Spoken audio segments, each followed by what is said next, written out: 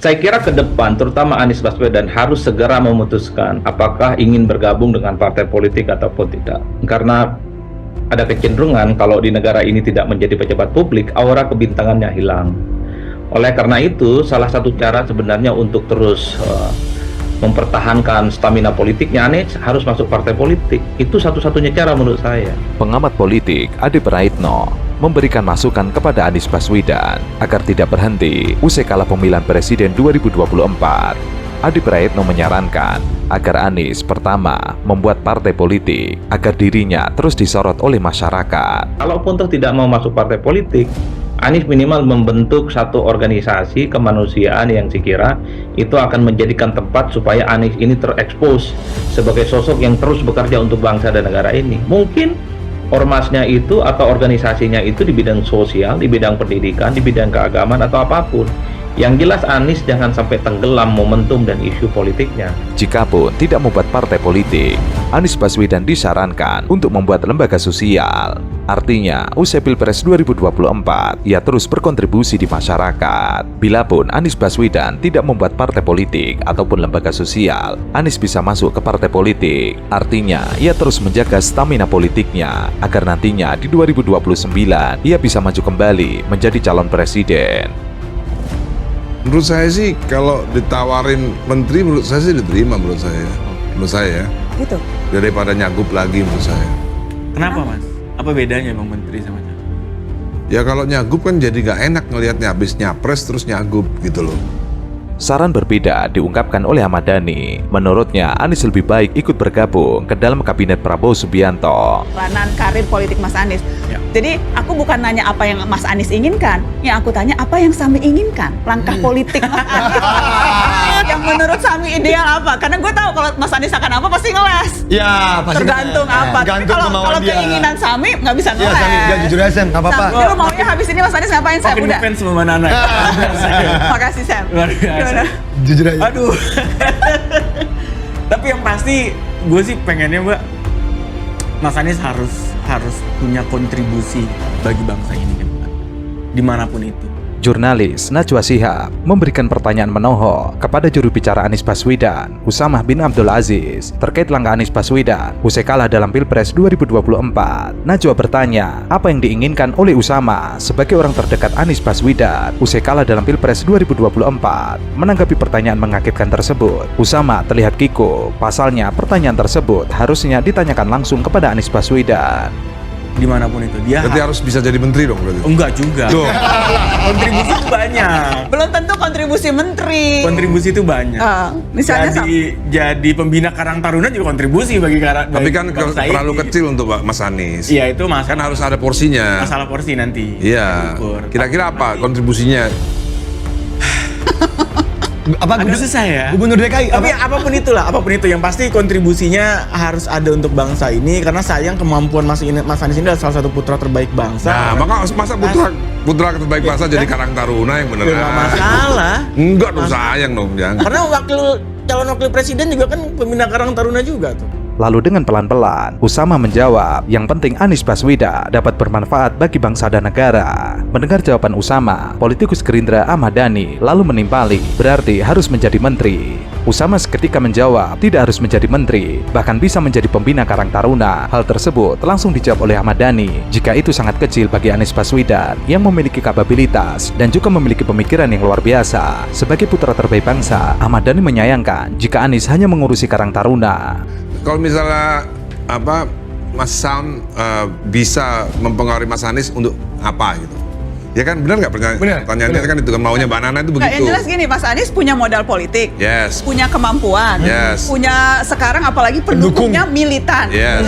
Menurutku yang 26% yang milih Mas Anies itu apalagi sekarang selama proses kampanye tuh militan banget loh pendukungnya loh. Betul. Termasuk yang netizen lagi komen nih, gue tahu nih banyak Banyak banget komentarnya. anak-anak abah militan. Nah itu Kita kan, nggak pernah buzzer ya. iya itu kan Dan modal kemarin yang luar aksi biasa. juga, Mbak.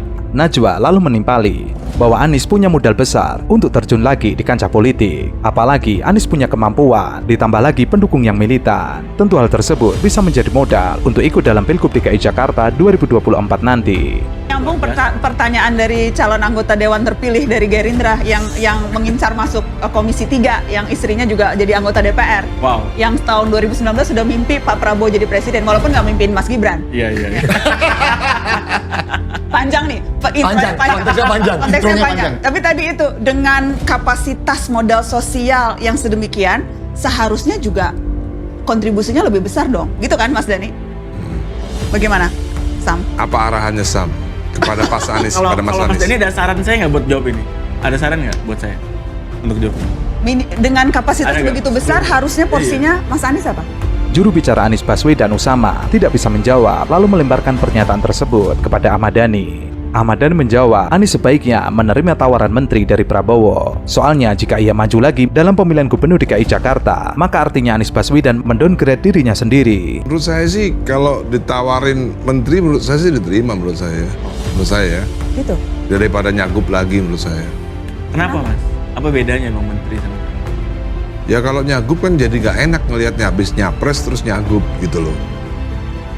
Nggak enak dengernya. Kalau menteri kan biasa, Prabowo dulu juga pernah kan habis nyapres jadi menteri gitu, nggak apa-apa. Dan kalau mau ngikutin jejak Prabowo, siapa tahu bisa jadi presiden. Iya, betul. Menarik juga. Nggak bercanda loh, Bang, serius. Iya, serius. Menteri? Iya, serius. Menteri apa? Menteri apa?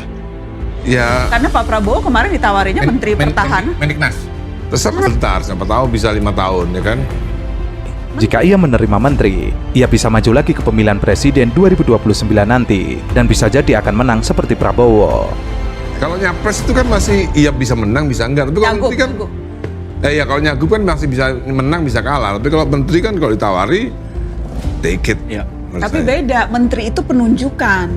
Kalau maju cagup itu betul-betul Apalagi yang harus dibuktikan Mas Anies, orang dia udah pernah terpilih kok, ya kan? apalagi gubernur Jakarta kan kewenangannya tuh sebetulnya lebih besar dibandingkan gubernur daerah lain karena daerah khusus kan, bisa milih wali kota langsung, lurah dan sebagainya gitu. Jadi mengelola anggarannya juga lebih besar daerah. Tapi kalau jadi memang kewenangannya kalau dibanding nanti menteri. maju sebagai dari independen terus kalah, what's next gitu? Bener nggak? Saya lagi nonton ini apa tanda tangan show ini. Iya kan? Belum pernah. Tahu nggak? Tentunya ini masih dalam tahap diskusi ya, di tim internalnya Pak Anies.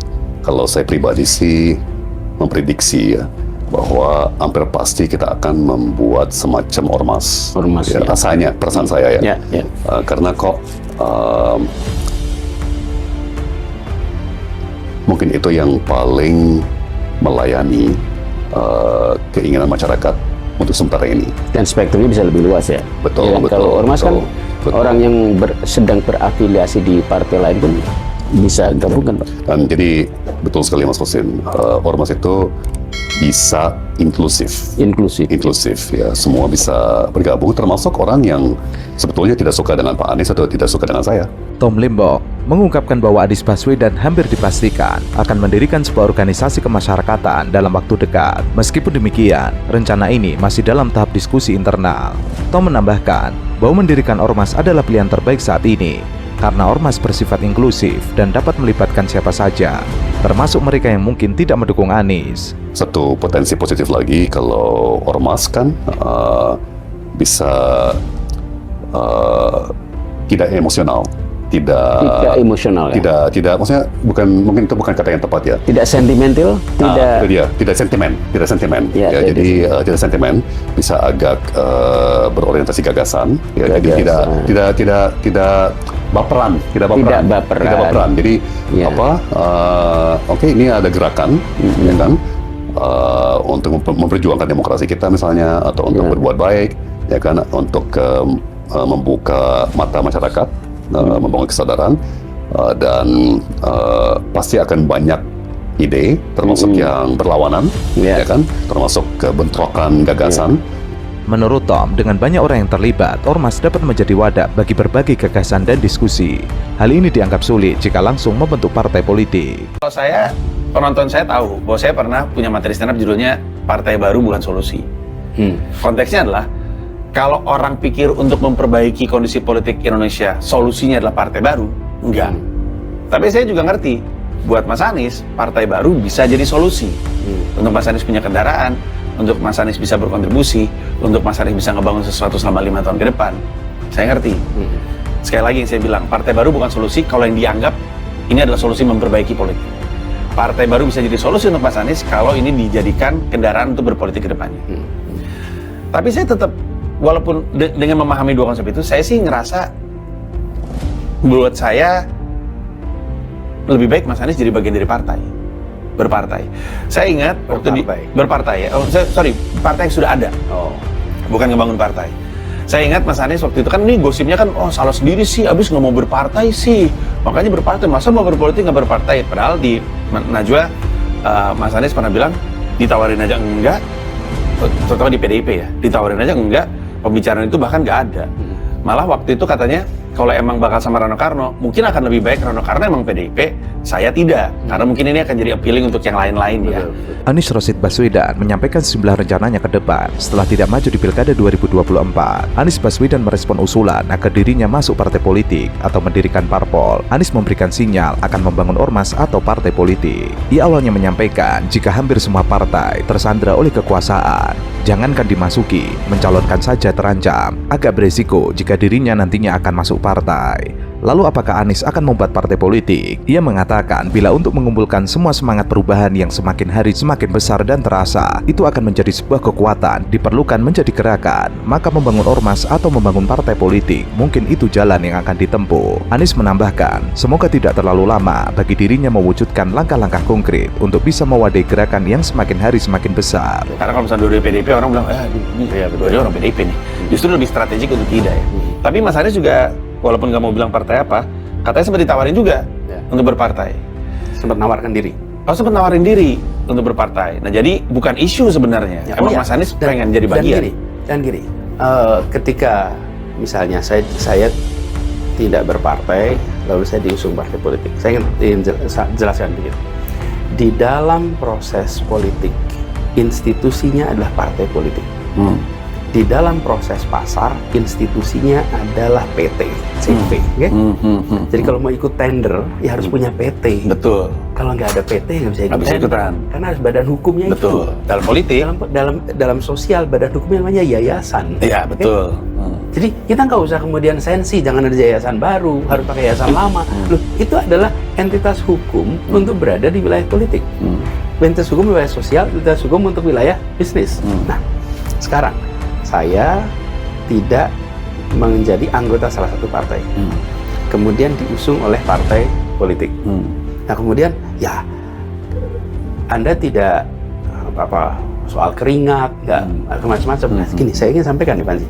Masyarakat menginginkan Indonesia yang lebih setara, demokrasi yang lebih sehat, politik yang lebih mengedepankan polisi dan gagasan. Sebelumnya, usai ditinggal partai politik di Pilkada 2024, logisnya Anies mendirikan partai atau memimpin partai. Jika Anies memimpin partai yang sudah ada, baik yang masuk parlemen atau tidak masuk parlemen, telah terbaca kapasitas dari partai tersebut. Begitu pula dengan perilaku dan culture para elitenya. Namun, kalau Anies Baswedan mendirikan partai sendiri dan mendesain sesuai dengan apa yang Anies inginkan, hal itu tentunya berbeda. Tokoh perubahan butuh kendaraan perubahan yang pas dengan apa yang menjadi agenda perubahan. Para pendukung Anies Baswedan seusai Pilpres 2024 sudah menginisiasi Partai Perubahan, meskipun masih berbentuk kepanitiaan. Partai Perubahan ini kabarnya sudah tersebar di seluruh Indonesia dan luar negeri. Partai politik ketika mau mengikuti kontestasi, maka dia menakar elektabilitas. Dia akan mengusulkan dan mengusung orang yang memiliki elektabilitas. Dan tentu dia akan mencari orang dengan elektabilitas di dalam partainya. Kalau di dalam partainya tidak ada yang elektabilitasnya sesuai yang diharapkan, maka dia mencari warga negara Indonesia yang bisa diusung dengan elektabilitas. Jadi, yang dibawa oleh Pak Ganjar itu adalah elektabilitas. Beliau adalah anggota PDI Perjuangan. Tapi di antara semua anggota PDI Perjuangan yang dipilih itu anggotanya. Dia kan bukan ketua DPP PDI Perjuangan. Kenapa dipilih? Karena Pak Ganjar punya elektabilitas. Nah, Anies bukan anggota partai, dia warga negara Indonesia. Tapi kenapa diusung oleh partai? Karena ada elektabilitas. Jadi masing-masing itu berkeringat Memangnya Pak Ganjar punya elektabilitas nggak hasil keringatnya? Hasil keringatnya.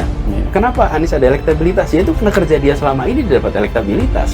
Jadi dia membawa elektabilitas, partai membawa legitimasi politiknya.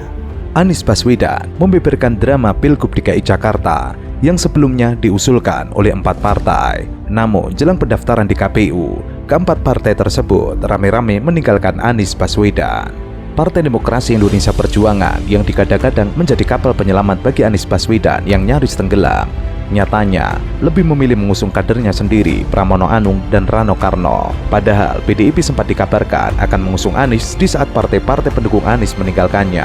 Dukungan partai agar Anies maju di Pilgub DKI Jakarta ramai pada April-Mei lalu. Kala itu Anies belum memutuskan akan berkontestasi di pemilihan gubernur atau Pilgub Jakarta 2024. Namun, sejumlah partai seperti Partai Keadilan Sejahtera, Partai Nasdem, dan Partai Kebangkitan Bangsa ancang-ancang memberikan sokongan. Kembali kepada soal partai, jadi saya melihat saat ini nih Panji, buat saya sendiri, ini kita lagi menakar Panji. Yang mau saya kerjakan bukan hanya di wilayah politik, karena saya juga berangkat dari aktivis civil society. Jadi saya akan melakukan gerakan-gerakan sosial civil society, satu. Di samping yang politik juga tidak akan ditinggalkan. Nah, bagaimana di politik? Tentu ada beberapa pilihan. Satu, apakah ikut ormas atau mendirikan ormas? Kedua, apakah ikut partai politik atau mendirikan partai politik? Opsi-opsi itu sekarang sedang kita kaji serius. Karena kita kaji serius, kita akan open minded. Tidak mau a priori kepada salah satu opsi. Pokoknya saya nggak mau ikut partai yang lama, enggak. Saya harus partai yang baru, enggak. Kita lihat aja mana yang untuk perjuangan kita membawa gagasan kesetaraan keadilan itu bisa dijalankan. Lalu Menilai dengan dingin itu tadi ya? Ya, dengan dingin, dengan tenang. Dan jangan sampai terbawa dengan euforia sesaat. Gampang sekali di dalam pencet-pencet itu mengatakan tidak setuju. Gampang sekali menyatakan setuju. Tapi eksekusi dari tidak setuju dan eksekusi setuju itu yang harus kita antisipasi. Terus, yang nggak kalah penting tuh gini, Panji. Kalaupun nanti arahnya baru, partai baru, maka dia harus baru. Bukan dalam arti umurnya muda, tapi baru karena bawa kebaruan. Harus ada newness-nya gitu. PKS misalnya, dalam rapat Dewan Pimpinan tingkat wilayah telah menyepakati akan mengusung Anies sebagai calon gubernur DKI Jakarta 2024. Keputusan itu diambil setelah penjajakan dengan mitra koalisi perubahan di Pilpres 2024, yakni Partai Nasdem dan PKB. Kesepakatan bahkan sudah dilaporkan ke Dewan Pimpinan Pusat PKS. Sementara Partai Nasdem juga menginginkan Anies kembali maju. Bahkan Nasdem mengatakan Anies merupakan kandidat unggulan yang diusung partainya sebagai bakal calon gubernur DKI Jakarta pada Pilkada 2024. Selain itu, PKB juga pernah menyatakan Anies yang merupakan capres usungan mereka di Pilpres 2024 dalam koalisi perubahan tetap masuk bursa untuk diusung sebagai calon gubernur Jakarta. Setelah menimbang, Anies Baswedan akhirnya menyatakan bakal maju di Pilgub Jakarta. Namun asa untuk Anies meredup setelah Partai Nasdem dan PKB bergabung dengan Partai Koalisi Indonesia Maju. Takutnya ntar ngakunya partai baru, isinya anak muda, pemikirannya lama. Malah sekarang pertanyaan buat Panji nih. Kalau Panji lihat nih partai, what kind of newness yang Panji akan harapkan kalau partai? Apa kebaruan yang diharapkan? Apakah itu partai sekarang atau partai yang baru, umurnya baru ya? Tapi kan newness apa yang diharapkan? Saya nggak tahu istilahnya dalam politik apa ya, tapi dalam istilah bisnis itu good business conduct. Praktek menjalankan partai dengan baik. Nggak usah jauh-jauh aja. Kita aja setiap kali kita ngeliat ada partai yang selalu pakai artis, kita tahu persis berarti ketua umumnya nggak punya kepemimpinan yang baik karena nggak punya sistem pengadilan yang proper.